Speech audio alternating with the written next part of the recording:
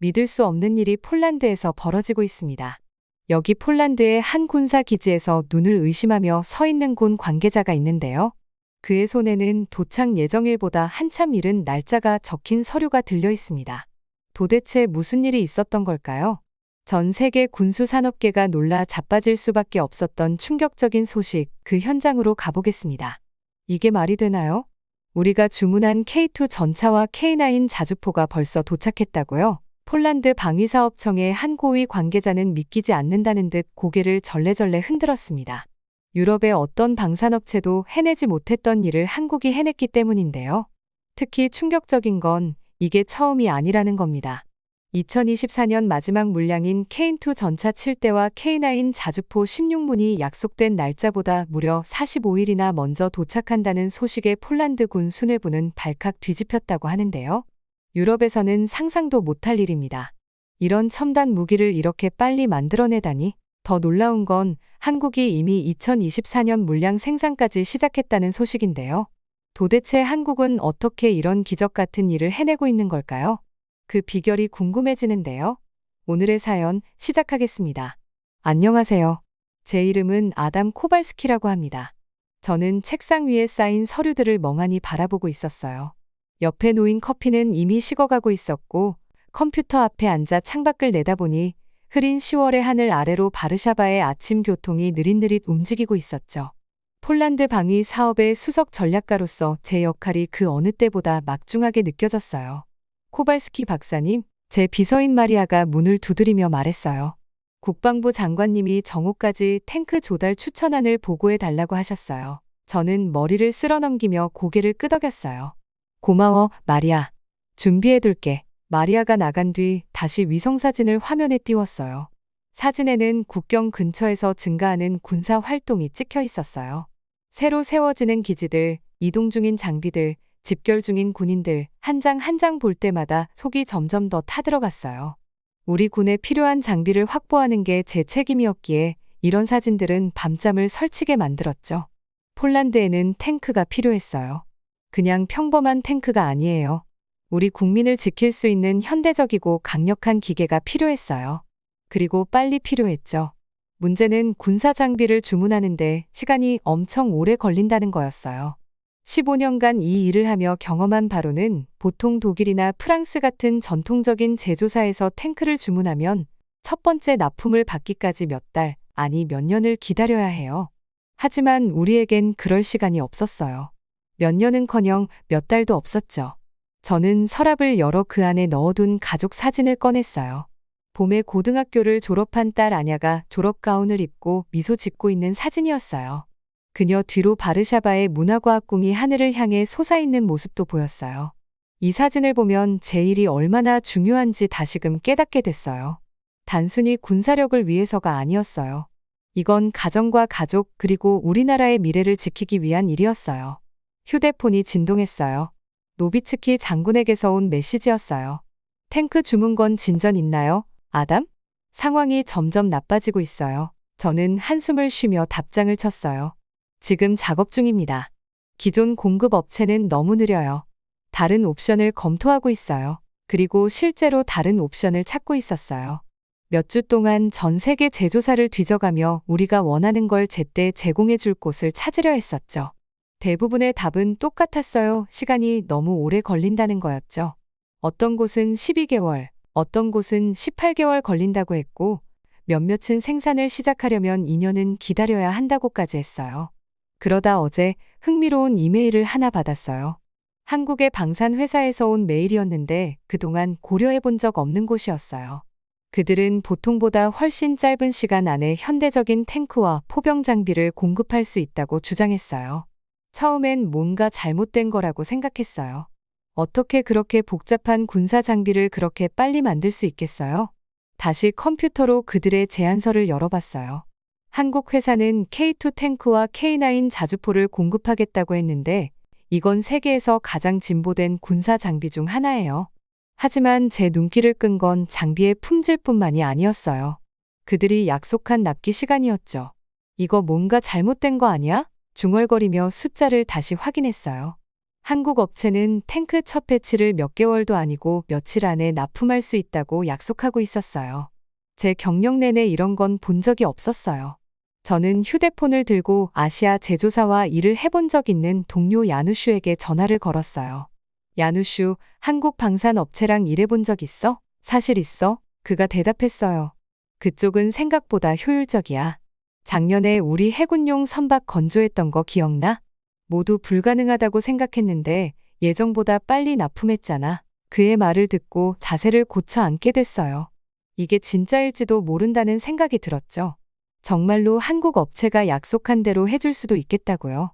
시계를 봤어요. 오전 10시 30분이었어요. 저에게는 모든 걸 바꿀 수 있는 추천안을 내야 할 시간이 90분 남았어요. 유럽의 전통적인 공급업체들은 신뢰할 수 있었지만 그들의 일정대로라면 우리에게 너무 위험했어요. 한국 업체의 제안은 너무 좋은 조건 같았지만 만약 그들이 약속을 지킬 수 있다면 제 손이 휴대폰 위에서 머뭇거렸어요. 이 결정은 수백만 폴란드 국민에게 영향을 줄 거예요. 잘못 선택하면 그 결과는 참담할 테고, 하지만 제대로 선택한다면 우리에게 절실히 필요한 방어 장비를 마련할 수 있을 거예요.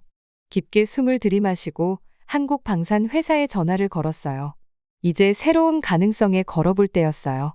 전화가 연결되는 동안 저는 한 번 더 딸의 사진을 바라보며 이 결정이 얼마나 중요한지 다시금 상기했어요. 폴란드의 방어는 이제 제 선택에 달려 있었어요. 저는 책상에 앉아서 앞에 쌓여 있는 서류들을 멍하니 바라보고 있었어요. 폴란드 방위 사업팀의 팀장으로서 큰 결정을 내려야 했거든요. 새로운 전차와 포병 장비가 절실히 필요했어요. 그리고 빨리 필요했죠. 우리가 늘 거래하던 유럽 회사들은 너무 오래 걸렸어요. 너무너무 오래요. 6달, 8달, 심지어 1년까지 걸리기도 했어요. 지금 상황에서 그걸 기다릴 여유는 없었어요. 국경 상황이 점점 심각해지고 있었거든요. 저는 피곤한 눈을 문질러 가면서 다른 보고서를 집어들었어요. 이번 건은 좀 달랐어요. 우리가 늘 거래하던 독일이나 프랑스 업체가 아니라 한국에서 온 자료였거든요. 한국이라고요? 처음 제가 말했을 때 제 보좌관 말에게 묻더라고요. 나만 말씀이세요? 삼성 핸드폰 만드는 그 나라요? 제가 고개를 끄덕였어요. 그리고 현대차도 만들지. 그리고 지금은 세계에서 가장 뛰어난 군사 장비도 만드는 나라가 됐다고 하더라고. 솔직히 저도 놀랐어요. 대부분의 사람들처럼 저도 한국을 생각하면 스마트폰, 평면 TV, 그리고 중독성 강한 K-팝 노래들이 먼저 떠올랐거든요. 하지만 자료를 깊이 파고들수록 흥미로운 사실을 알게 됐어요. 한국은 조용히 군수 제조 강국으로 떠오르고 있었던 거예요. 컴퓨터로 동영상을 몇 개 열어봤어요. 최신 전차들이 생산 라인에서 쭉쭉 나오는 모습, 현장에서 테스트 중인 첨단 포병 시스템들. 품질이 굉장히 좋아 보였어요. 정말 대단했죠. 그런데 더 제 눈길을 끈 건 그들이 제안한 생산량과 납품 기간이었어요. 이게 말이 돼? 중얼거리면서 수치를 다시 확인했어요. 제안서에 따르면 한국 업체들은 K2 전차 50대와 K9 자주포 200대를 우리 유럽 공급업체들이 제시한 시간의 몇 분의 1 만에 납품할 수 있다고 돼 있었어요. 저는 전화를 들어 한국방산 컨소시엄의 김 대표님께 전화를 걸었어요. 김 대표님, 제가 최대한 의심스러운 기색을 감추며 말했어요. 제안서를 보고 있는데 이 납품 기간이 정말 현실적인가요? 전화기 너머에서 조용한 웃음소리가 들렸어요. 코왈스키 박사님, 의심하시는 거 이해합니다. 하지만 한국 제조업에 대해 잠깐 설명을 드릴게요. 그 후 1시간 동안 김 대표님은 한국의 독특한 생산 방식을 자세히 설명해 줬어요. 필요한 경우 24시간 공장을 가동할 수 있게 공장을 설계했다는 것, 국내에서 자체 공급망을 구축해 지연을 피하고 있다는 것, 그리고 불가능해 보이는 기한을 맞추는 것에 자부심을 가진다는 것까지요. 근데 왜 그렇게까지 하는 거죠? 제가 물었어요. 왜 이렇게 빠르게 하려고 하는 건가요? 그럴 수밖에 없었거든요. 김 대표님이 간단하게 답했어요. 한국은 자주국방의 중요성을 절실히 깨달았어요. 북쪽에 위협적인 이웃이 있다 보니 다른 나라가 장비를 보내주길 몇 달씩 기다릴 수가 없었죠. 그래서 우리 스스로 모든 걸 빠르게 만들 수 있는 능력을 갖추게 됐어요. 그 말에 고개가 끄덕여졌어요. 폴란드도 위협적인 이웃에 대한 경험이 있으니까요. 그 후 몇 주 동안 제 팀과 저는 한국 컨소시엄과 추가 미팅을 가졌어요. 그들은 상세한 계획과 생산 일정, 품질 관리 방안을 보여줬어요. 시설을 직접 방문해 보라는 초대도 받았지만 아직 응하지는 않았어요. 우리가 묻는 질문마다 그들은 명확하고 구체적인 답변을 내놓았어요. 그래도 마음 한구석에선 불안함이 남아 있었어요. 이건 아주 큰 변화였거든요. 폴란드는 늘 유럽이나 미국 회사들로부터 군사 장비를 구매해 왔어요. 한국을 선택하는 건 의외의 결정이었고, 만약 문제가 생기거나 약속을 지키지 못하면 모든 책임은 제게 돌아올 거였어요. 하지만 현재 상황의 긴박함과 한국 파트너들의 자신감을 보며 이 기회를 잡아야 한다는 생각이 들었어요. 합시다. 마지막 회의에서 제 팀에게 말했어요. 한국과 계약해요. 계약 서명식은 격식을 갖추면서도 화기애애했어요. 김 대표님과 팀은 서울에서 날아왔어요. 우리는 선물을 주고받고 사진을 찍고 식사를 함께 했어요. 건배를 할 때 김 대표님이 미소를 지으며 말했어요. 코왈스키 박사님, 이 결정을 후회하지 않으실 겁니다. 그의 자신감 있는 표정을 보니 저도 믿고 싶어졌어요. 하지만 마음 한편에서는 여전히 의문이 들었어요. 과연 한국이 이 야심찬 약속을 정말로 지킬 수 있을까? 이 결정이 과연 탁월한 선택이 될지 아니면 큰 실패가 될지? 시간이 지나면 알게 되겠죠. 그리고 얼마 지나지 않아 그 답을 알게 되리라는 건 전혀 예상치 못했어요. 저는 책상에 앉아서 서류를 검토하고 있었어요. 그때 전화가 울리더라고요. 시간이 겨우 오전 7시 15분, 사무실 창문으로 아침 햇살이 이제 막 들어오기 시작할 때였어요. 전화번호를 보자마자 알겠더라고요. 바르샤바 외곽에 있는 우리 주요 군사 기지에서 걸려온 전화였어요. 코왈스키 박사님, 반대편에서 들려온 목소리가 말했어요. 지금 당장 기지로 오셔야 합니다. K2 전차들이 도착했습니다. 저는 거의 커피 잔을 떨어뜨릴 뻔했어요. 뭐라고요? 벌써 도착했다고요? 우리 계약서에 사인한 게 겨우 지난주였잖아요. 박사님, 말씀드린 대로 이미 여기 있습니다. 지금 바로 우리 마당에요. 코트를 잡아주는 제 손이 떨렸어요. 이건 뭔가 착오가 있을 거라고 생각했죠. 탱크를 제작하는 데는 몇 달이 걸린다는 걸 다들 알고 있었거든요.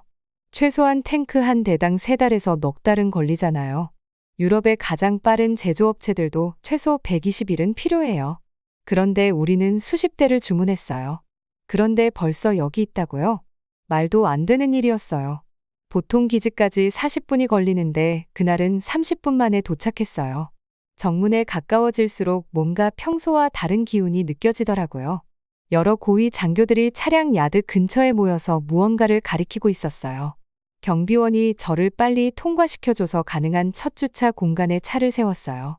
콘크리트 위를 걸어가면서 저도 모르게 발소리가 울리는 걸 느꼈죠. 그리고 그 장면을 본 순간 그대로 멈춰섰어요.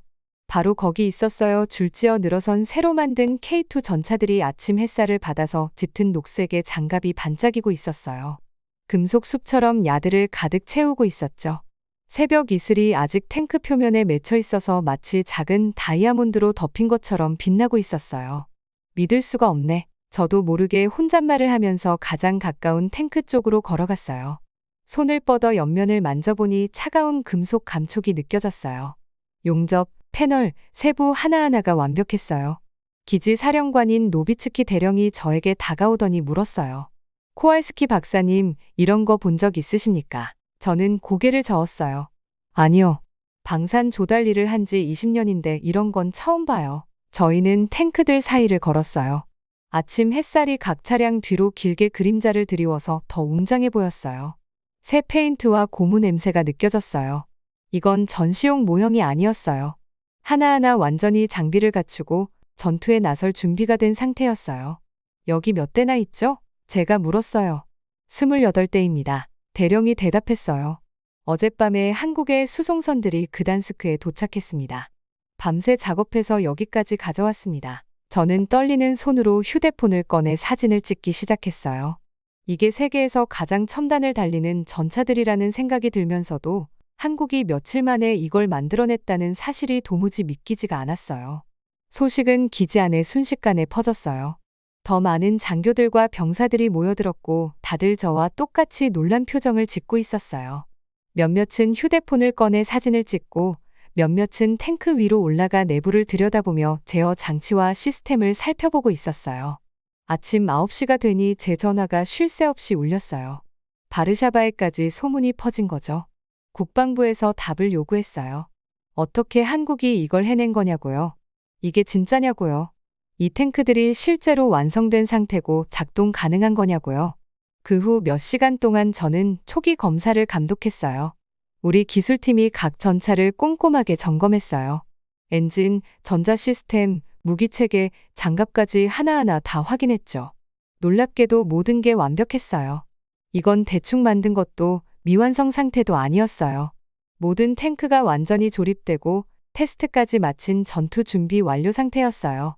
오후가 되어서 저는 기지에 있는 제 사무실로 돌아와 공식 보고서를 작성했어요. 컴퓨터 화면에는 아침에 찍은 수십 장의 사진들이 있었지만 여전히 눈앞에서 본 광경이 믿기지가 않았어요. 방산 조달 일을 하면서 이런 일은 정말 처음이었거든요. 저는 계약 날짜를 다시 확인했어요. 일주일. 한국이 일주일 만에 최첨단 전차 28대를 납품해낸 거예요. 제가 알고 있던 군사 제조에 대한 모든 상식을 완전히 뒤집는 일이었죠. 보고서를 마무리하면서 계속 머릿속에 맴도는 생각이 있었어요. 우리는 이걸 어떻게 해냈는지 반드시 알아내야 했어요. 한국이 보유한 제조 역량은 우리가 상상했던 수준을 훨씬 뛰어넘는 게 분명했어요. 이건 단순히 전차 문제에 그치는 게 아니라 산업적인 힘에 대한 새로운 이해가 필요한 일이었어요. 이건 모든 걸 바꿔놓을 수 있는 수준이었거든요. 저는 전화를 들어 한국 연락 담당관에게 전화를 걸었어요. 방문 일정을 잡아야겠습니다. 제가 말했어요. 직접 그 공장들을 봐야겠어요. 비행기 창문 너머로 한국 땅에 내려오면서 눈앞에 펼쳐진 광경을 보고 믿기지가 않았어요. 현대적인 건물들이 멀리까지 줄지어 서 있고 유리창에는 아침 햇살이 반짝였어요. 몇 주 동안 한국이 폴란드에 탱크를 얼마나 빠르게 공급하는지 보고 감탄했었는데 드디어 그 비결을 제 눈으로 직접 보게 된 거죠. 코왈스키 박사님, 한국에 오신 걸 환영합니다. 방산 회사에서 나온 가이드인 김 씨가 저를 맞아줬어요. 따뜻한 미소와 완벽한 영어로 인사를 건네더라고요. 공장 투어 준비되셨나요? 저는 신나서 고개를 끄덕였어요.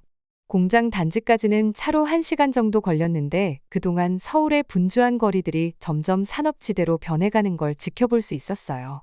도로 양쪽으로 대기업 로고가 붙은 대형 건물들이 늘어서 있었고 공장 출입구에서는 트럭들이 끊임없이 오가고 있었어요. 여기가 바로 저희 공장입니다. 김 씨가 거대한 시설 앞에 차를 세우며 말했어요. 본관 건물만 해도 축구장 4개를 합친 것보다 더 큰 규모였어요. 깨끗한 흰 벽이 몇 층 높이로 솟아 있었고 회사 로고가 전면에 자랑스럽게 빛나고 있었죠. 안으로 들어가자 숨이 막힐 정도였어요. 유럽에서 여러 공장을 가봤지만 이건 정말 차원이 달랐어요. 생산 현장은 끝이 보이지 않을 만큼 넓었고 밝은 조명이 구석구석을 비추고 있었어요. 기계 소리와 일에 집중하는 사람들의 기운으로 공장 안이 꽉 차 있었죠. 이곳은 저희 탱크 생산 라인 중 하나에 불과해요. 김 씨가 설명했어요. 이런 건물이 5개 더 있어요. 단정한 유니폼을 입은 직원들이 각자 맡은 자리에서 분주히 움직이고 있었어요. 다들 해야 할 일을 정확히 알고 있는 듯 동작이 빠르면서도 신중했어요. 한 팀이 복잡한 탱크 엔진을 조립하고 있는 동안 다른 팀은 장갑판을 작업하고 있었어요. 탱크 포탄을 만드는 공정을 보시겠습니까? 이번엔 공장 수석 엔지니어인 박 씨가 다가와서 물었어요. 그는 생산 일정이 표시된 컴퓨터 화면을 보여주며 말했죠. 저희 공장은 24시간 주 7일 내내 가동됩니다. 3개의 교대로 모든 작업이 끊기지 않고 이어지죠. 그런데 필요한 부품은 어떻게 그렇게 빨리 확보하세요? 제가 물었어요. 폴란드에서는 간단한 부품 하나 받는데도 몇 달씩 걸리는 경우가 많거든요. 박 씨는 자랑스러운 미소를 지으며 말했어요. 저희는 모든 부품의 88%를 한국에서 자체 생산합니다. 여기 보세요. 그가 저를 다른 구역으로 안내하자 정교한 금속 부품을 만들어내는 기계들이 줄지어 있었어요. 필요한 부품이 생기면 다른 나라에서 배송을 기다릴 필요가 없어요. 그냥 복도만 건너면 되니까요. 직원들은 우리가 지나갈 때도 작업을 멈추지 않았지만 몇몇은 고개를 끄덕이며 인사를 해줬어요. 저는 그들 중 많은 사람이 꽤 젊다는 걸 알아챘어요. 아마도 20에서 30대쯤 되어 보였는데 태블릿과 컴퓨터로 첨단 로봇들을 조작하며 무거운 부품을 들어 올리는 일을 돕고 있었어요. 우리 직원들은 자기 일에 자부심을 가지고 있어요. 김 씨가 말했어요. 그들 중 많은 사람들이 조부모 세대가 어려운 시절에 한국을 재건했던 이야기를 기억하거든요. 이 탱크를 만드는 일은 단순한 일이 아니라 우리나라를 지키고 동맹국을 돕는 일이에요. 저는 완성된 탱크 엔진의 세부 사항을 검사하고 있는 테스트 구역에서 잠시 멈춰섰어요. 엔지니어들은 특수 카메라와 컴퓨터를 사용해서 엔진을 분해하지 않고 내부를 검사하고 있었죠. 모든 걸 3번씩 테스트합니다. 박 씨가 설명했어요. 품질도 속도만큼 중요해요. 이 탱크들은 전투에서 군인들을 지켜줘야 하니까요. 구내식당에서 본 장면은 또 다른 면을 보여줬어요. 직원들은 빠르게 식사를 하면서도 다정하게 대화를 나누고 있었어요. 일부는 오후 근무 일정표를 휴대폰으로 확인하기도 했고요. 음식은 전통 한국 요리와 샌드위치, 샐러드 등 다양하게 준비되어 있어 맛있어 보였어요. 어떻게 직원들의 동기를 이렇게 유지하시나요? 제가 김 씨에게 물었어요. 우리의 역사 덕분이에요. 그녀가 생각에 잠긴 듯 답했어요. 한국은 항상 강한 나라가 아니었죠. 모든 걸 무에서 시작해야 했어요. 여기 있는 모두가 그 이야기를 알고 있어요. 우리가 폴란드에 탱크를 약속하면 우리가 힘들 때 다른 나라들이 도와준 걸 떠올려요. 이제 우리가 도울 차례인 거죠. 방문이 끝나갈 때쯤 저는 마지막으로 생산 현장을 내려다봤어요. 건물 안에는 제작 중인 탱크들이 줄지어 있었고 로봇들이 무거운 부품을 매끄럽게 공중으로 옮기고 있었어요. 직원들은 태블릿을 확인하며 맡은 일을 척척 해내고 있었고요. 모든 게 완벽한 조화 속에서 움직이는 듯 보였어요. 각자 자신의 역할을 알고 있는 사람과 기계들이 멋진 무대를 이루고 있었죠. 이제 알겠어요. 제가 김 씨에게 말했어요. 이건 단순한 공장이 아니네요. 나라 전체가 강해지려는 결단의 결과물이군요. 그녀는 고개를 끄덕였어요. 우리는 빨리빨리 정신이라고 불러요. 한국어로 빨리빨리는 신속하게라는 뜻이지만 단순히 빠르기만을 의미하지는 않아요. 똑똑하게 일하고 함께 협력하며 절대 포기하지 않는 정신이죠. 호텔로 돌아가는 차 안에서 오늘 본 것들을 떠올렸어요. 한국은 단지 탱크를 빨리 만드는 방법만을 보여준 게 아니었어요. 이 나라가 과거의 어려움을 어떻게 극복하고 멈출 수 없는 성공 의지를 키워왔는지를 보여준 거였어요. 폴란드에 돌아가 동료들에게 이 경험을 꼭 전해주고 싶었어요. 저는 바르샤바로 돌아가는 비행기에서 잠을 이룰 수가 없었어요. 한국에서 본 모든 장면들이 자꾸만 떠오르더라고요. 거대한 공장들, 헌신적인 작업자들, 그들이 우리 전차를 얼마나 빠르게 만들어냈는지 직접 보고도 여전히 믿기지 않을 정도였어요. 바로 도착하자마자 제 핸드폰이 급한 메시지로 울렸어요. 대통령님께서 내일 아침에 뵙고 싶어 하십니다. 제 보좌관이 문자로 보냈어요. 한국에서의 이야기를 직접 듣고 싶어 하세요. 가슴이 두근거리기 시작했어요. 두다 대통령과의 단독 면담이라니 쉽게 올 기회가 아니죠. 그날 저녁엔 사진을 정리하고 노트를 준비하면서 한국의 제조업이 왜 특별한지 정확히 보여드리고 싶었어요. 다음 날 아침 저는 일찍 대통령 궁에 도착했어요. 그 웅장한 건물은 항상 저를 놀라게 했지만 오늘은 그 안을 걸어가는 제 마음이 더 특별했어요. 단순히 보고서를 들고 있는 게 아니라 희망과 가능성에 대한 이야기를 들고 있는 느낌이었거든요. 대통령님은 따뜻한 미소로 저를 맞아주셨어요. 아담, 모든 걸 얘기해 주세요. 라고 하시면서 책상 옆 편안한 의자에 앉으라고 권하셨어요. 전차인도 상황을 계속 지켜보고 있는데 정말 믿기지 않는 일들이네요. 저는 태블릿을 꺼내서 찍어온 사진과 동영상을 보여드리기 시작했어요. 대통령님, 한국에서 우리가 본 건 단순히 빠른 생산이 아니에요. 제가 설명하며 조립 라인의 영상을 보여드렸어요. 보세요. 모든 작업자가 목적의식을 가지고 움직이고 있어요. 모든 단계가 계획되어 있고 모든 분이 소중히 쓰이고 있어요. 대통령님은 몸을 앞으로 숙이고 영상을 유심히 살펴보셨어요. 교대 근무는 어떻게 운영하나요? 라고 물으셨어요. 새 교대로 운영됩니다, 대통령님. 공장이 멈추질 않아요. 한 팀이 끝나면 바로 다음 팀이 이어서 작업을 시작해요. 그런데 더 인상적인 건 그들의 공급망이에요. 저는 한국 제조 네트워크의 도표를 보여드리면서 말했어요. 필요한 부품의 88%를 한국 내에서 생산해요. 다른 나라에서 공급받을 필요가 없어요. 필요한 건 모두 그 안에서 해결됩니다. 대통령님은 고개를 끄덕이며 깊은 생각에 잠기셨어요. 품질은 어떤가요? 최상급입니다, 대통령님. 모든 전차와 자주포는 여러 차례 검사를 거쳐요. 그분들은 자신의 일에 자부심을 가지고 있고 그게 결과물에서 드러나요.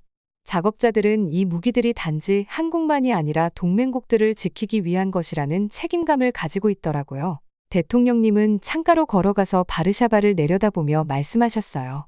아담, 우리가 처음 한국에서 구매를 고려했을 때 많은 사람들이 위험한 선택이라고 했어요. 전통적인 유럽 공급업체를 고수해야 한다고 했죠. 그러고는 저를 돌아보시며 말씀하셨죠. 하지만 때로는 최고의 선택이 눈에 보이는 것만은 아니에요. 그분은 휴대폰을 들어 글을 쓰기 시작했어요. 폴란드 국민들도 이 소식을 알아야겠어요. 국민들은 우리의 안전과 방어력을 걱정하니까요. 이 좋은 소식을 전해줘야겠어요. 제가 지켜보는 동안 대통령님은 공식 소셜미디어 계정에 메시지를 올리셨어요. 한국의 헌신, 놀라운 효율성, 그리고 무엇보다 폴란드의 안보에 대한 그들의 책임감을 쓰셨어요. 게시하자마자 메시지는 빠르게 주목을 받기 시작했어요. 제 핸드폰도 알림이 울리기 시작했어요. 기자들이 인터뷰를 요청하고 방위 전문가들이 더 많은 정보를 궁금해했어요. 이야기가 빠르게 퍼져나가면서 사람들은 놀라워했어요. 폴란드 전역에서 한국에 대한 감사와 놀라움을 표현하는 댓글들이 쏟아졌어요. 이 파트너십은 단순한 사업 계약이 아닙니다. 대통령님이 말씀하시며 핸드폰을 내려놓으셨어요. 이건 한 나라가 품질과 헌신을 위해 얼마나 노력할 수 있는지 보여주는 사례죠. 우리도 여기서 배울 점이 많아요. 맞는 말씀이셨어요. 그날 오후 대통령 궁을 나서는데 밖에 뉴스 밴들이 모여 있는 게 보였어요. 이 이야기가 사람들의 마음을 사로잡은 거죠. 폴란드는 단순히 좋은 무기를 빠르게 받으리라 기대했지만 그 이상을 얻은 거였어요. 헌신과 결단이 무엇을 이룰 수 있는지에 대한 교훈을 얻은 셈이었죠. 그날 저녁 주요 뉴스 채널에서 이 이야기를 다루는 걸 봤어요. 한국 공장의 영상을 보여주고 방위 전문가들을 인터뷰하면서 이게 폴란드의 미래에 어떤 의미를 가지는지 논의했어요. 일반 폴란드 시민들의 댓글이 제 마음을 가장 감동시켰어요. 많은 사람들이 우리나라가 현명한 선택을 했다며 자부심을 표현했고 또 다른 이들은 한국의 역량에 감탄했어요. 잠들기 전에 한국에서 만났던 한 엔지니어에게 메시지를 하나 받았어요. 대통령님의 메시지를 받습니다. 그가 썼어요. 저희를 믿어주셔서 감사합니다. 이건 우리가 함께 이루어갈 일의 시작일 뿐입니다. 저는 바르샤바의 야경을 바라보며 미소를 지었어요. 우리의 방어력을 강화하려는 과정에서 우리는 훨씬 더 값진 걸 발견한 거였어요. 기술적인 역량과 변함없는 결단력이 만나면 무엇이 가능한지 보여주는 파트너를 만난 거죠. 감사는 대통령님만이 아닌 폴란드 전체에서 비롯된 것이었고 그 감사는 충분히 값어치 있는 것이었어요. 바르샤바에 있는 제 사무실에서 책상에 앉아 한국 출장에서 찍은 사진들을 보고 있었어요. 사진 속에는 넓은 공장 바닥, 밝은 조명, 그리고 목적의식을 가지고 움직이는 노동자들이 담겨 있었죠. 하지만 이 사진들이 전해주는 이야기는 반쪽에 불과했어요. 한국에서 제가 배운 건 카메라에 담길 수 없는 것들이었거든요. 한 장의 사진을 집어들었는데 젊은 노동자가 K2 전차의 장갑판을 꼼꼼히 점검하고 있는 모습이었어요. 그녀의 얼굴엔 마치 예술가가 걸작을 다루는 듯한 집중력이 깃들어 있었죠. 그건 단순한 일이 아니었어요. 그녀에겐 사명이었죠. 왜 그렇게 긴 시간을 일하냐고 물어봤을 때 그녀는 미소를 지으며 이렇게 대답했어요. 우리나라는 한때 아무것도 없었어요. 그런데 이제는 다른 나라가 강해질 수 있도록 도울 수 있잖아요. 그 대답이 제 마음에 깊이 남았어요. 노트북을 열고 한국의 역사를 찾아 읽기 시작했어요. 불과 70년 전만 해도 한국은 세계에서 가장 가난한 나라 중 하나였더라고요. 천연자원도 산업도 거의 없었고 한국 전쟁으로 나라가 폐허가 됐었죠. 대부분의 사람들이 가난 속에 살았어요. 하지만 기사와 역사 사진들을 넘겨보면서 놀라운 이야기가 펼쳐지더라고요. 해마다 또 수십 년에 걸쳐 한국 사람들은 아무것도 없는 상황에서 무언가를 만들어내기 위해 엄청나게 노력해왔어요. 그들은 단순히 다른 나라를 따라한 게 아니었어요. 배우고 개선하고 마침내 그들만의 독창적인 방식을 만들어냈죠. 우리 폴란드의 역사와 비슷하다는 생각이 들었어요. 우리도 침략과 파괴를 겪었고 우리도 다시 일어섰죠. 하지만 한국은 이 재건을 다른 차원으로 끌어올렸더라고요. 그들은 아픈 과거를 미래를 위한 연료로 바꿨으니까요. 휴대폰이 울렸어요. 우리 군 기지에서 온 최신 업데이트였죠. 한국에서 온 장비가 또다시 예정보다 빨리 도착했다는 소식이었어요. 전 미소를 지었어요. 이제는 놀랍지도 않았어요. 그들의 속도와 효율성의 원천을 이제 알겠더라고요. 모든 걸 위해 싸워온 사람들은 시간을 낭비하지 않잖아요. 아무것도 없는 상태에서 자신을 세운 사람들은 물건을 제대로 만드는 법을 알고 있죠. 이메일을 열어보니 유럽의 다른 방위 관계자들로부터 온 메시지들이 쌓여 있었어요. 한국의 엄청난 납품 속도가 소문이 나서 이제 모두가 비결을 알고 싶어 했죠. 어떻게 그런가요? 정말 품질이 그 정도인가요? 라는 질문들이었어요. 답변을 어떻게 쓸지 고민했어요. 물론 기술적인 부분도 중요했죠. 현대적인 공장, 숙련된 노동자들, 효율적인 공정, 이 모든 게 중요한 요소였어요. 하지만 그 모든 걸 가능하게 만드는 더 깊은 무언가가 있었어요. 비결은 그들의 정신에 있습니다. 라고 답장을 썼어요. 한국의 강점은 단순히 기계에 있는 게 아니에요. 한때 약했던 기억 속에 있죠. 그들은 느렸던 기억 때문에 빨리 만들고 아무것도 없었던 기억 때문에 잘 만들어요. 그들이 만드는 전차, 무기 하나하나에는 이런 역사가 담겨 있어요. 책상에서 일어나 창밖을 바라봤어요. 바깥에는 우리 기지에 정렬된 한국 전차들이 폴란드의 햇살 아래서 반짝이고 있었어요. 각 전차는 공학의 걸작이기도 했지만 그 이상의 의미를 지니고 있었죠. 어떤 나라든 역경을 딛고 일어나 다른 이들을 도울 수 있다는 상징이었어요. 이제 한국 기술을 접하게 될 우리 젊은 폴란드 엔지니어들과 노동자들이 떠올랐어요. 그들은 단순히 새로운 기술을 배우는 게 아니었어요. 의지가 어떻게 나라를 바꿀 수 있는지에 대한 살아있는 본보기를 보고 있는 셈이었죠. 그날 저녁, 집으로 운전해 가면서 동네 학교를 지나쳤어요. 운동장에서 아이들이 뛰놀고 있었고 평화롭고 행복해 보였어요. 이 아이들이 강하고 안전해진 폴란드에서 자랄 거란 생각이 들었어요. 방위 계약이나 생산 일정의 세부 사항은 몰라도 우리 두 나라 간의 협력에서 혜택을 누리게 될 거였죠. 해가 지면서 하늘이 주황색과 보라색으로 물들었어요. 문을 열며 다시 한번 그 한국 노동자가 했던 말을 떠올렸어요. 한때 아무것도 없었다던 그 나라가 이제는 모든 걸 갖춘 나라가 됐죠. 단순히 부와 기술이 아니라 역경을 강함으로 바꾸는 방법을 아는 것까지요. 이건 단순히 전차나 무기에 관한 이야기가 아니라는 걸 깨달았어요. 이건 희망에 관한 이야기였어요.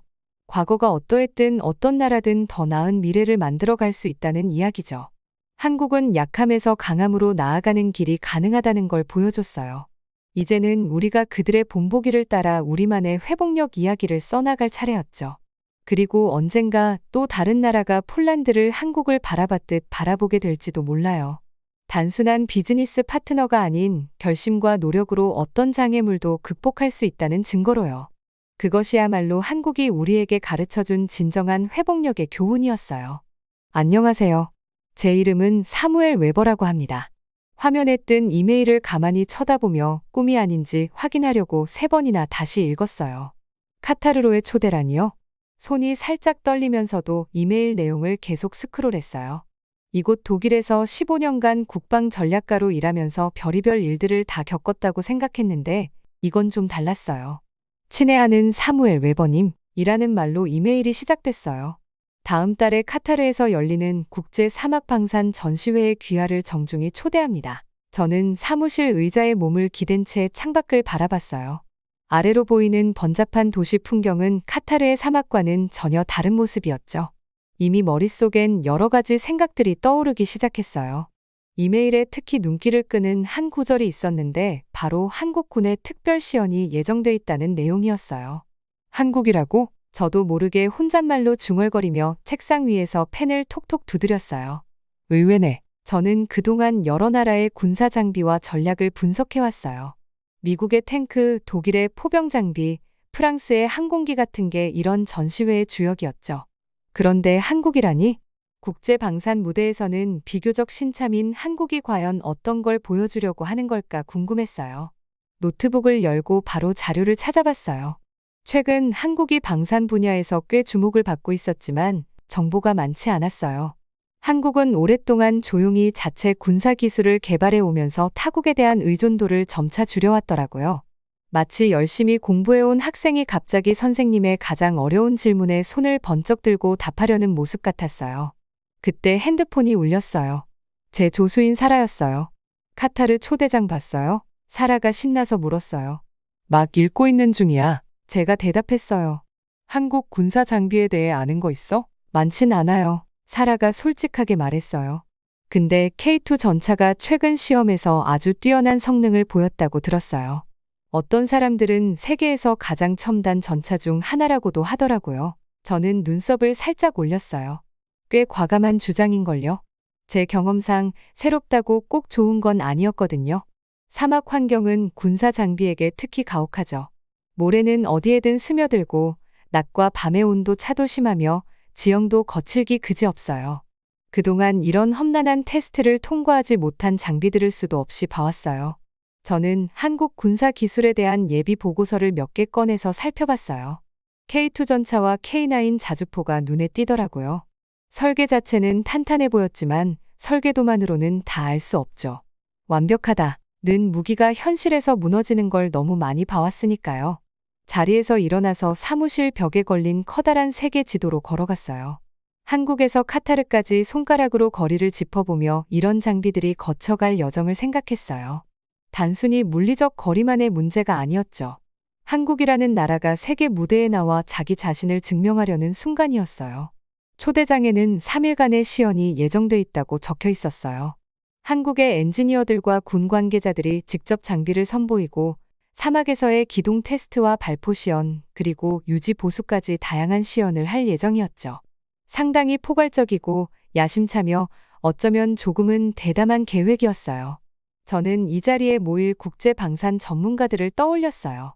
저처럼 의심의 눈초리를 보낼 사람들이 많겠죠. 한국은 이런 까다로운 군중을 만족시키려면 많은 노력을 해야 할 거예요. 그런데 그들의 자신감이 뭔가 저를 끌어당겼어요. 단순히 참가하는 게 아니라 대규모 시연을 직접 주최하겠다고 하다니 꽤 용기 있는 행보였어요. 다시 컴퓨터로 돌아와 초대장을 수락하고 참가 신청서를 작성했어요. 출장을 준비하면서 익숙한 흥분감이 서서히 차오르는 걸 느꼈어요. 그런데 이번에는 조금 달랐어요. 단순히 무기와 장비를 분석하는 일 이상의 무언가가 있었어요. 새롭게 떠오르는 선수가 무대에 오르는 순간을 지켜보는 일과 같았죠. 그날 저녁 사무실을 나서며 곧 있을 비행 동안 읽을 한국 방산 기술 관련 보고서를 몇 개 챙겼어요. 사막의 태양은 가차 없을 테지만 그 열기가 탁월함을 증명할지 아니면 약점을 드러낼지는 아직 모르는 일이었어요. 몇 주 뒤면 직접 확인할 수 있겠죠. 차로 걸어가며 고개를 들어 저녁 하늘을 바라봤어요. 지구 반대편 어딘가에서 한국의 엔지니어들이 아마 마지막 장비 점검을 하며 그들의 무대를 준비하고 있을 거예요. 과연 그들이 회의론자들의 예상을 뒤엎을 수 있을까요? 신참이 전통적인 방산 강국들과 어깨를 나란히 할 수 있을까요? 저는 혼자 미소 지었어요. 카타르에서 어떤 일이 벌어지든 분명 평범한 평가가 되지는 않을 거예요. 글로벌 방산 무대에 새로운 힘이 떠오르는 순간을 보게 될지 아니면 수십 년에 걸쳐 쌓아온 명성이 하루아침에 생기는 건 아님을 상기시켜주는 자리가 될지는 오직 사막만이 알겠죠. 비행기에서 내리자마자 뜨거운 공기가 제 얼굴을 때리더라고요. 카타르의 오후 햇살은 강렬하고 눈이 부실 정도로 밝아서 계단을 내려오면서 저도 모르게 눈을 가늘게 떴어요. 덥긴 했지만 오래된 습관 때문에 자켓을 꼭 붙들고 있었죠. 오랜 군대 회의에서 격식을 차리던 버릇이 쉽게 안 없어지더라고요. 공항 건물 근처에는 저를 맞이하러 온 작은 그룹이 기다리고 있었어요. 그들은 똑바로 서 있었고 깔끔한 제복과 밝은 얼굴에서 흥분이 묻어났어요. 이분들이 제가 함께 일할 한국 대표단이었는데 멀리서 봐도 다른 군인들하고는 뭔가 다르다는 게 느껴지더라고요. 카타르에 오신 걸 환영합니다. 김 대령님이 앞으로 나오시면서 손을 내미셨어요. 악수는 단단하면서도 친근했고 얼굴에는 따뜻한 미소가 번져 있었죠. 이번 시연에 함께해 주셔서 영광입니다. 그의 영어는 또렷하고 정확해서 덕분에 저도 금방 편안해졌어요. 그분들을 둘러보는데 흥미로운 점이 눈에 띄었어요. 보통 군 대표단은 무게 잡고 딱딱한 자세를 취하면서 힘을 과시하려는 경우가 많은데 이 한국 장교들은 오히려 자신들이 해온 일을 자랑스러워하는 발명가처럼 보였거든요. 우리 팀을 소개하겠습니다. 김 대령님이 다른 분들을 가리키면서 말씀하셨어요. 한 분씩 주요 멤버들과 인사를 나눴는데 K2 전차 프로젝트의 수석 엔지니어인 박소령님, 포병 시스템을 전문으로 하는 이대위님, 그리고 첨단 조준 시스템을 설계하셨다는 송 박사님이었어요. 송 박사님은 자기 연구에 대해 말할 때마다 눈이 반짝거리는 게 인상적이었죠. 장비를 지금 보시겠습니까? 박소령님이 거의 못 참겠다는 듯한 표정으로 물으시더라고요. 준비된 장비는 전부 시연 장소에 세팅해놨습니다. 물론이죠. 저도 궁금해서 바로 대답했어요. 그들이 사막에 어떤 걸 가져왔을지 보고 싶더라고요. 시연 장소까지는 차로 30분 정도 걸렸어요. 차창 밖으로 보이는 도시 풍경이 점점 끝없는 모래바다로 변해가는 걸 보며 한국팀은 군사기술 개발 과정에 대한 이야기를 해줬어요. 10년 전만 해도 사람들은 우리를 진지하게 받아들이지 않았어요. 박소령님이 살짝 자부심 섞인 목소리로 말씀하시더라고요. 한국 장비가 그리 좋지 않을 거라고 생각했죠. 하지만 우리는 밤낮 없이 노력했고 모든 걸 시험하고 개선했어요. 시연 장소에 도착했을 때 솔직히 좀 감명받았어요. 사막 한가운데에 강력하고 첨단스러운 군 장비들이 줄지어 있었거든요. 그 중에서도 먼저 눈에 띈 건 K2 전차였어요. 매끄러운 라인과 현대적인 디자인이 돋보였어요. 다른 주력 전차들보다는 작아 보였지만 뭔가 숨겨진 힘이 느껴지는 게 있더라고요. 좀 더 가까이서 보시겠습니까? 제 관심을 눈치챈 이 대위님이 물으셨어요. 저희는 K2 전차 쪽으로 걸어가면서 그가 전차의 특징을 설명해 주셨어요. 이 전차는 특히 험난한 환경을 견딜 수 있도록 설계했습니다. 여기 보이시죠? 그가 전차의 연속 궤도를 가리켰어요. 모래, 진흙, 심지어 바위 지형에서도 잘 작동하도록 특별히 제작했어요. 송 박사님도 합류하시더니 설명을 덧붙이셨어요. 조준 시스템도 세계 최고 수준이에요. 한번 보세요. 그녀가 패널을 열어 내부 컴퓨터 시스템을 보여주셨죠. 이 전차는 이동 중에도 여러 개의 목표를 동시에 추적할 수 있어요. 제일 인상적이었던 건 단순히 장비가 아니라 팀워크였어요. 누군가 이야기할 때 나머지 사람들이 조용히 경청하고 질문이 나오면 서로 도와가며 답변하는 모습이 참 보기 좋더라고요. 이들은 단순히 함께 일하는 사람들이 아니라 자기가 하는 일에 자부심을 가진 진정한 팀이었어요. 해가 지면서 길게 드리워진 그림자가 사막 위로 퍼져갈 때 김대령님이 기지로 돌아가자고 제안하셨어요. 내일은 모든 장비가 실제로 작동하는 걸 보게 될 겁니다. 그가 자신감 넘치는 미소를 지으며 말씀하셨어요. 아마 놀라실 거예요. 시연 장소에 놓여있던 인상적인 한국 군사 장비들을 뒤로하고 돌아서는 순간 처음에 가졌던 회의감이 점점 사라지는 게 느껴졌어요. 이들은 단순히 제품을 팔아보려는 사람들이 아니라 오랜 시간 노력해서 자신들이 믿는 무언가를 만들어낸 진정한 전문가들이었어요. 그날 밤 임시 숙소에서 오늘 본 것들을 곰곰이 생각해봤어요. 한국팀의 조용한 자신감, 세심한 디테일, 그리고 그들이 일에 대해 느끼는 자부심이 큰 인상을 남겼거든요. 내일 실제 장비가 작동하는 모습을 보게 될 텐데 어쩐지 제 기대 이상일 것 같다는 생각이 들었어요. 잠들기 전에 10년 전 사람들에게 진지하게 받아들여지지 않았다고 했던 박소령님의 말이 떠올랐어요. 이제 그런 시절은 끝난 것 같아요. 한국은 이제 세계 방위 무대에 제대로 자리 잡았고 그 실력을 증명할 준비가 되어 있는 듯했죠. 카타르 사막으로 발을 내디디면서 이마에 땀을 닦았어요. 아침인데도 태양이 이미 뜨겁게 내리쬐고 있어서 모래 위로 보이지 않는 영혼처럼 열기 파도가 춤추는 것 같았어요. 셔츠가 등에 착 달라붙고 숨을 쉴 때마다 뜨거운 공기가 폐를 태우는 느낌이 들었어요. 주변의 다른 나라에서 온 관찰자들이 모자랑 선글라스를 고쳐 쓰면서 한국군 시연을 준비하고 있었어요. 물 한 병 드실래요? 한 젊은 한국 장교가 차가운 물병을 건네더라고요. 감사 인사를 건네며 그의 세심한 배려에 고마움을 느꼈어요. 지금까지 봐온 한국팀의 모습 그대로였죠. 늘 한 발 앞서가면서 남들을 배려하는 모습이었어요. 우리 앞에 있는 테스트장은 끝없는 황금빛 카펫처럼 펼쳐져 있었어요. 코스 설계자들이 다양한 도전 과제를 만들어 놨더라고요. 가파른 모래 언덕, 거친 바위 지형, 그리고 여기저기 거리에 따라 배치된 목표물들이 있는 모의 전장까지요. 시계를 확인하니 아침 9시였어요. 시연이 곧 시작될 참이었죠. 첫 번째 진동 소리가 큰 모래 언덕 뒤쪽에서 들려왔어요. K2 전차가 모습을 드러냈는데 밝은 모래 위에 그 검은 형체가 뚜렷하게 드러나더라고요. 그동안 많은 전차를 봐왔지만 이건 뭔가 다르다는 느낌이 들었어요. 덩치가 큰데도 마치 댄서처럼 우아하게 움직였거든요. 잘 보세요. 옆에 서 있던 김대령이 말하면서 무전기에 대고 지시를 내리더니 전차가 갑자기 방향을 바꿔 가파른 모래 언덕을 가로지르며 이동하더라고요.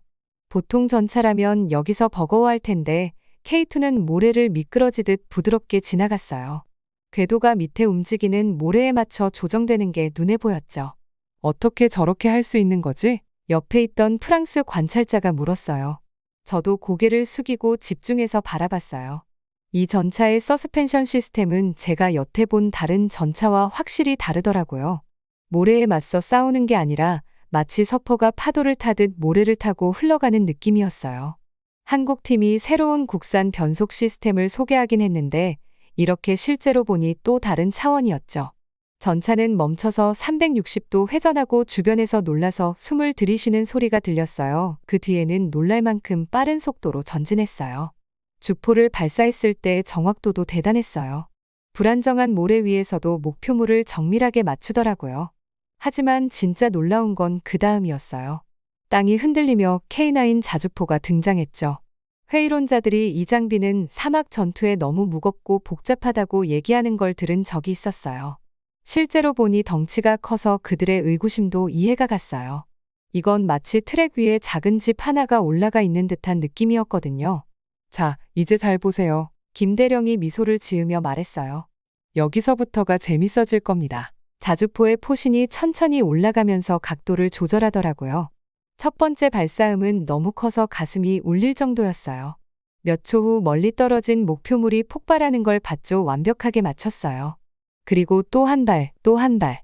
연속으로 6발이 빠르게 발사되었는데 각각 정확하게 목표를 맞추더라고요. 이건 불가능해. 옆에 서 있던 독일 전문가가 중얼거렸어요.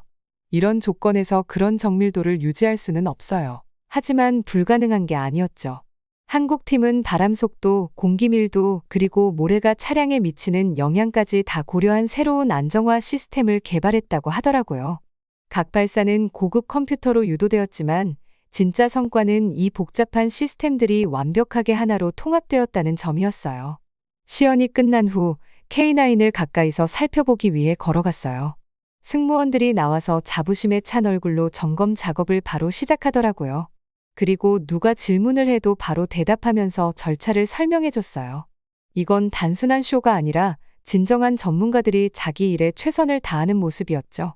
K9 내부를 구경해 보시겠어요? K9의 지휘관이 제 관심을 눈치채고 물었어요. 전차에 올라타 머리를 숙이고 내부로 들어갔죠. 바깥은 사막의 열기로 가득한데 내부는 시원하고 의외로 편안하더라고요. 모든 게 체계적으로 배치되어 있었고 디스플레이도 깔끔하게 정리되어 있었어요. 저희는 승무원을 먼저 생각하면서 설계했습니다. 그가 여러 기능을 가리키며 설명했어요. 피곤한 승무원은 실수를 하죠. 편안한 승무원이 더 좋은 성과를 냅니다. 그날 하루 종일 다양한 시연을 지켜봤어요. 신속 배치 시나리오, 응급수리, 모의 전투 상황까지요. 가장 인상적이었던 건 단순히 기술이 아니었어요. 물론 기술도 놀라웠지만 한국 팀이 서로 협력하며 모든 세부 사항을 꼼꼼히 신경 쓴 점, 그리고 실전에서 쓰일 장비를 현실적으로 설계한 점이 더 인상 깊었어요. 해가 지고 사막 공기가 서서히 시원해지기 시작할 즈음 저는 3권의 노트를 가득 채웠어요. 한국 장비는 단지 잘 해낸 정도가 아니라 제 선입견을 깨버릴 정도로 훌륭하게 성과를 냈어요. 이건 단순한 초심자의 행운도 아니고 잘 꾸며진 시연도 아니었어요. 수년간의 세심한 개발, 테스트, 개선의 결과물이었죠. 기지로 돌아가는 길에 다른 관찰자들이 오늘 본 것에 대해 신나게 이야기하는 소리가 들렸어요. 한국 팀은 그들의 기술을 단순히 보여준 게 아니었어요. 사람들의 생각을 바꿔놓은 거였죠. 제 생각까지도요. 해가 지면서 사막 모래 위로 길게 그림자가 들이우기 시작할 때 저랑 나이 많은 한국인 엔지니어 김 선생님이 함께 앉아 있었어요. 얼굴에 세월의 흔적이 고스란히 남아 있었고 그의 눈은 한국의 방위 산업에 대한 제 인식을 완전히 바꿔놓을 이야기를 들려주며 빛나고 있었죠. 1993년에 있었던 특별한 순간에 대해 이야기해 줄게 하고 김 선생님이 차가운 물 한 병을 건네셨어요. 저녁이 다가오고 있었지만 사막의 열기는 여전히 강했죠. 이 이야기는 우리가 진정한 파트너로서 어떤 사람들인지 보여줄 거야. 저는 호기심에 몸을 앞으로 기울였어요. 낮 동안 한국 군사 장비의 인상적인 시연을 이미 보고 깊은 인상을 받았지만 김 선생님이 이어서 들려주신 이야기는 그보다 더 놀라웠어요. 그는 한국이 세계 방산 시장에 처음으로 큰 발을 디딘 순간 말레이시아의 K200 장갑차를 판매했던 이야기를 들려주셨어요. 이건 단순한 판매가 아니었죠. 그 장갑차들은 전쟁으로 황폐해진 보스니아에서 평화유지 임무에 사용될 예정이었어요. 많은 회사들은 그냥 장비를 인도하고 나서 뒤돌아설 거야. 하고 김 선생님이 막대기로 모래 위에 그 장비들이 이동할 경로를 그려가며 설명하셨어요. 하지만 우리는 그 정도로는 부족하다고 생각했어. 이 장갑차들은 단순한 금속 덩어리가 아니었어. 그 안에는 생명을 구하기 위해 필요한 장비를 의지하는 용감한 평화유지군이 타고 있었으니까. 그리고 이어진 일은 진정한 헌신을 보여줬죠. 보스니아에서 장비에 문제가 생겼을 때 한국은 주저하지 않았어요. 기술자와 정비사 팀을 그것도 한 번도 아니고 3번이나 그 위험한 전쟁터로 파견했어요.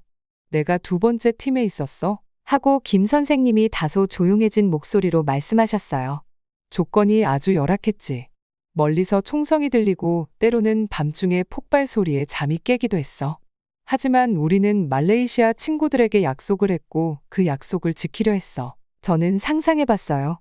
한국 기술자들이 밤새 작업 등에 의지해 장비를 수리하고 폭발음이 울려 퍼지는 속에서 일을 하는 모습을요. 그들은 거기 있을 필요가 없었죠. 계약상 그렇게까지 해야 할 의무도 없었어요. 하지만 그들은 그 자리를 지키기로 선택한 거였어요. 그때 기분이 어땠어요? 하고 제가 그의 이야기에 완전히 빠져서 물었어요.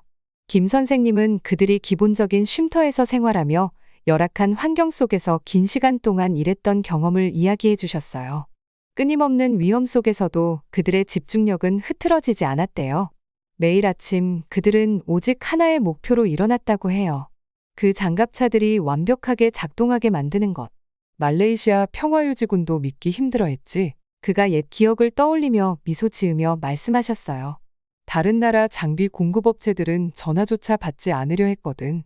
그런데 우리는 그들과 함께 기름때와 흙먼지로 범벅이 되어 모든 장비가 제 역할을 할 수 있도록 했으니까. 이 헌신은 뜻밖의 결과를 가져왔어요. 국제평화유지군 사이에 한국팀의 용기와 헌신이 소문이 났죠. 다른 나라 군 관계자들도 한국 장비에 대해 관심을 가지기 시작했어요. 그들은 단순히 기계에 감탄한 게 아니었어요. 그 기계 뒤에 있는 사람들에게 감동한 거였죠. 어느 날 밤이었어. 하고 김 선생님이 회상하셨어요. 말레이시아의 한 사령관이 우리를 저녁 식사에 초대했어. 그가 나에게 잊지 못할 말을 해주더라고. 당신들 한국 사람들은 그냥 장비를 파는 게 아니야. 형제처럼 우리 곁에 있어주고 있어. 라고 말이야. 그 이야기를 들으며 저는 한국의 방위산업이 왜 이렇게 성장했는지 깨달을 수 있었어요. 단순히 좋은 무기를 만들거나 가격 경쟁력을 내세우는 게 아니었어요. 그것은 신뢰와 충성심 그리고 파트너에 대한 굳건한 헌신에 관한 것이었어요. 사막 바람이 불면서 모래가 이리저리 휘날렸지만 저는 한국이 가진 차별점을 이해하는 데 온 정신을 쏟고 있었어요. 그들은 가장 크거나 가장 강력해지려는 게 아니었어요. 가장 신뢰할 수 있고 어려울 때 의지할 수 있는 파트너가 되기 위해 노력하고 있었던 거예요. 보스니아 임무는 우리에게 소중한 걸 가르쳐줬어. 하고 김 선생님이 일어서며 유니폼에 묻은 모래를 털어내셨어요. 이 업계에서 진정한 파트너십이란 쉬운 순간에만 함께하는 게 아니라 가장 힘든 순간에 함께하는 거야.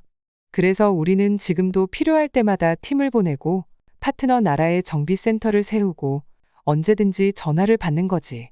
그게 진정한 친구가 하는 일이니까. 하늘에서 마지막 햇빛이 사라지고 첫 별이 사막 위에 떠오를 때 저는 매우 드문 광경을 목격하고 있다는 걸 깨달았어요.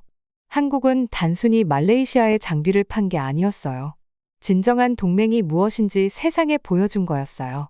카타르에서의 마지막 밤, 사막의 별들 아래 서서 지난 한 주 동안 한국 방산업계에 대해 배운 모든 것들이 머릿속에서 떠나질 않았어요. 시원한 저녁바람이 불어오면서 그동안 목격한 놀라운 일들을 하나하나 정리해봤죠. 제 눈길을 사로잡은 건 단순히 인상적인 기계들이 아니었어요. 다른 나라들과 관계를 맺는 한국의 방식 자체가 놀라웠어요. 노트를 꺼내 생각들을 적기 시작했어요. 먼저 빠른 납품 속도에 대해 써내려갔죠. 한국은 탱크나 포를 언제까지 납품하겠다고 약속하면 정말 그때까지 해내더라. 라고 적었어요. 많은 나라들이 몇 달, 심지어 몇 년씩 지연되는 경우가 많은데 한국은 이미 생산 일정에 대해 능숙하게 체계를 잡아놓은 듯했어요. 방산에서는 타이밍이 모든 것을 좌우할 수도 있다는 걸 한국은 잘 알고 있었어요. 그 다음은 가격 문제였어요. 제가 직접 가격 비교를 해봤는데 그 결과는 정말 충격적이었죠. 한국의 장비는 단순히 저렴한 것뿐만 아니라 경쟁 업체보다 더 높은 품질을 제공하면서도 가격은 더 낮았어요. 품질을 낮추는 게 아니야. 라고 메모했어요. 그냥 생산 과정에서 더 효율적일 뿐이야. 그런데 저를 정말 감동시킨 건 애프터 서비스였어요. 그날 아침에 만났던 박 대령과의 대화가 떠올랐죠. 박 대령은 중동에서 한국의 지원 작업을 총괄하고 있었는데 그의 태블릿으로 카타르에 새로 지어진 정비센터를 보여줬어요. 이거 보세요. 라며 큰 현대식 시설을 가리키던 박 대령이 말했어요. 우리는 장비만 팔고 사라지는 게 아니라 여기서 파트너들과 함께 있어요. 그 정비센터는 정말 인상적이었어요. 예비 부품이 이미 준비되어 있고 24시간 대기 중인 훈련된 기술자들이 있었어요. 게다가 현지 인력이 장비를 유지 관리하는 방법을 배울 수 있는 교육 구역도 있었죠. 단순한 수리점이 아니라 완전한 지원 시스템이었어요. 박 대령의 영상 속에서 K2 전차를 정비 중인 기계공들을 지켜봤어요. 단순히 문제를 고치는 게 아니라 현지 인력에게 문제를 미리 예방하는 방법까지 가르치고 있었어요. 다른 나라들이 기술 지식을 철저히 비밀로 하고 작은 서비스 하나하나마다 추가 요금을 부과하던 것과는 확실히 달랐어요. 우리 파트너들은 그냥 고객이 아니에요. 박 대령이 설명했어요. 그들은 우리의 친구예요. 그들이 도움이 필요할 때 우리는 언제든 낮이든 밤이든 평화시든 전쟁시든 함께 있어요. 이 말을 듣고 보스니아에서 한국 지원팀에 대한 이야기가 떠올랐어요. 그때의 헌신적인 정신이 여전히 살아있지만 이제는 현대 기술로 더 강력하게 뒷받침되고 있었어요. 파트너 국가들이 영상통화로 즉각적인 도움을 받을 수 있거나 필요시 몇 시간 내에 기술팀이 현장에 도착할 수 있는 시스템을 만들어 놓은 거였죠. 전시장에서 아직 주차되어 있던 K9 자주포 쪽으로 걸어갔어요. 달빛 아래 그 인상적인 모습이 마치 잠든 용 같았어요. 며칠 전 그 뜨거운 날씨 속에서 얼마나 매끄럽게 작동했는지 떠올랐죠. 하지만 저를 더 놀라게 했던 건 이 장비의 어떤 부분이든 문제가 생기면 한 통의 전화로 도움을 받을 수 있다는 사실이었어요. 한국은 뭔가 특별한 걸 만들어냈어요. 단순히 기계를 파는 게 아니라 수십 년 동안 지속될 파트너십을 쌓고 있었어요. 최첨단 기술을 넘어선 현대 방산 장비의 진정한 의미는 상황이 어려울 때 믿고 의지할 수 있는 친구가 있는 것이라는 걸 한국은 알고 있었어요. 한국의 접근 방식은 마치 한국 사람들이 친구를 대하는 방식과 비슷했어요. 한국 문화에서 친구란 진정한 헌신을 의미해요. 친구라면 무슨 일이 있어도 돕는 거죠. 한국은 이런 가치를 방산업계에도 그대로 옮겨왔어요. 그들은 단순히 사업을 하는 게 아니라 신뢰할 수 있는 전 세계의 동맹을 구축하고 있었어요. 노트의 메모를 마무리하면서 한국이 게임의 룰을 바꿨다는 걸 깨달았어요. 방산 파트너가 된다는 건 단순히 무기를 판매하는 게 아니었어요. 장기적으로 함께하고 지식을 공유하며 파트너가 강해질 수 있도록 돕는 것이었어요. 장비만 팔고 나서 구매자가 알아서 하도록 두는 예전 방식은 점점 시대에 뒤떨어지고 있었어요. 한국의 방식이 미래였어요. 신뢰, 지원, 그리고 공동의 성공을 기반으로 한 진정한 파트너십을 만드는 것이었죠. 별들을 올려다보며 한국이 얼마나 멀리 왔는지 생각했어요. 한때는 모든 군사 장비를 다른 나라에서 사들이던 나라가 이제는 다른 나라들이 본받고 배울 수 있는 선도자가 되었어요. 방산업계에서 성공이란 단순히 최고의 무기를 만드는 게 아니라 최고의 파트너가 되는 것임을 한국이 증명해냈어요. 이 이야기는 단순히 탱크와 포를 파는 것에 관한 게 아니었어요. 세상에 더 나은 협력 방식을 보여주는 것이었어요. 불확실한 세상 속에서 한국은 단순한 진리를 찾아냈어요. 가장 강한 파트너십은 신뢰, 헌신, 그리고 친구가 필요할 때 항상 함께 있는 것으로 만들어진다는 거죠. 호텔방에서 짐을 싸고 있는데 아침 햇살이 창문을 통해 쏟아져 들어왔어요. 지난 일주일 동안 제가 본 모든 장면들이 머릿속에 계속 맴돌았어요. 모래 언덕 위를 부드럽게 이동하는 한국 탱크들, 목표를 정확히 타격하는 강력한 곡사포들. 하지만 무엇보다도 제가 들었던 이야기들 그리고 만났던 사람들이 떠올랐어요. 책상 위에 있던 노트를 집어들고 그동안 적어놓은 메모들을 한 장씩 넘겨봤어요.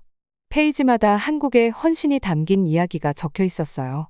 특히 보스니아에서의 지원팀에 대해 쓴 페이지에서 잠시 멈췄어요.